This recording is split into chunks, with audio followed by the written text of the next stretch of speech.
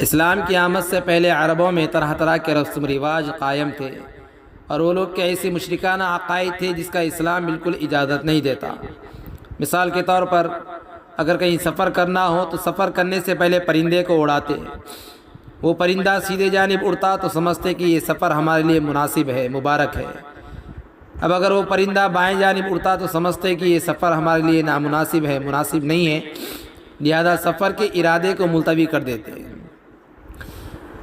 ایسے ہی عقائد میں سے ایک عقیدہ سفر کے مہینے کو لے کر بھی تھا۔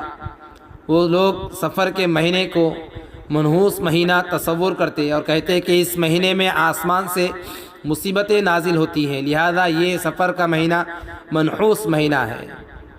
ایسے ہی الو کی آواز کو بھی وہ منحوس سمجھتے تھے، گھر کی بربادی کا ذریعہ سمجھتے تھے۔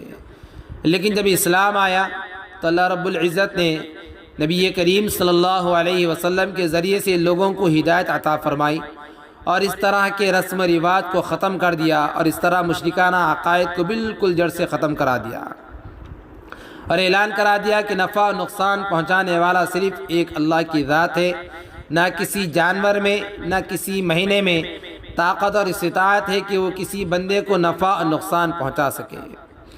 اور آپ صلی اللہ علیہ وسلم نے بھی صاف اعلان کر دیا کہ الو کی آواز اور سفر کے مہینے کو منحوس سمجھنا وغیرہ وغیرہ اس طرح کے جتنے بھی رسم و رواج اور عقائد ہیں، اسلام میں اس کی کوئی حقیقت نہیں ہے۔ بہرکیف آج کے زمانے میں بھی سفر کا مہینہ آتا ہے تو عموماً اکثر مسلمانوں کے گھروں میں یہ بات دیکھنے میں اور سننے میں آئی ہے کہ وہ لوگ بھی مشرکین عرب کی طرح سفر کے مہینے کو بھی منحوس سمجھتے ہیں، اور اس مہینے میں شادی وغیرہ کرنے کو منحوس تصور کرتے ہیں۔ یاد رکھیں کہ اس طرح کے عقائد مشرکین عرب کے تھے اسلام کے آنے سے پہلے۔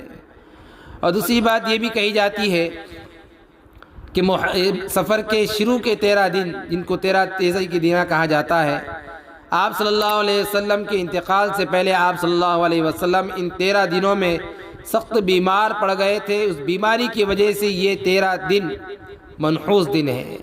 یاد رکھیں، پہلی بات یہ بالکل غلط ہے کہ آپ صلی اللہ علیہ وسلم سفر کے شروع کے 13 دن بیمار پڑے تھے، محدثین نے اس کو رد فرمایا۔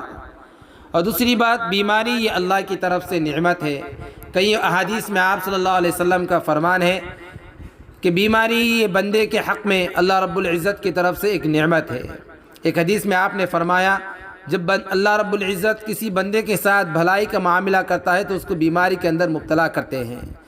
اور ایک حدیث کا مفہوم بھی ہے کہ اگر کسی مسلمان بندے کو کانٹا بھی چبھتا ہے، اس کانٹا چبھنے کی وجہ سے اللہ رب العزت اس کے گناہ کو معاف فرماتے ہیں اور اس کے درجات کو بلند فرماتے ہیں۔ تو بہرکیف اس طرح کا عقیدہ اور اس طرح کا تصور کہ سفر کا مہینہ اور خصوصاً اس کے 13 دن شروع کے یہ منحوس دن وغیرہ ہے، اور اس میں کوئی شادی وغیرہ نہ کرنا اور شادی وغیرہ کی بات تک بھی اور اس کا تذکرہ بھی نہ کرنا، یہ سب چیزیں اسلام کے آنے سے پہلے مشرکین عرب کے تھے۔ یہ چھوٹے چھوٹے باتیں ہی انسان کو شرک تک پہنچا دیتی ہیں۔ اسلام نے اس طرح کے رسم و رواج کو اور عقائد کو سختی کے ساتھ رد فرمایا۔